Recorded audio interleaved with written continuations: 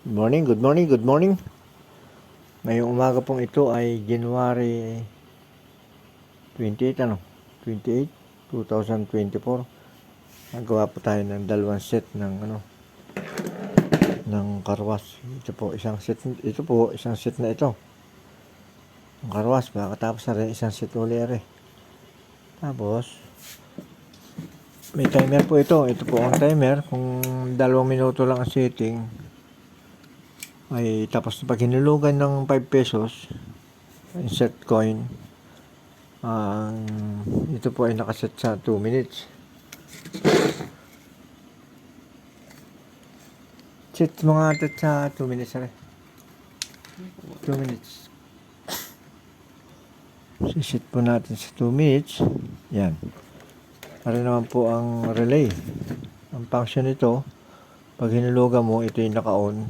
At after 2 minutes, o-open to. Ito naman ang magnetic.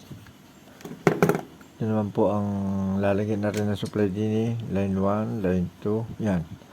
Line 1 lang at saka line 2 kasi single phase lang naman eh. Hindi po naman nakatap yung yung electric motor.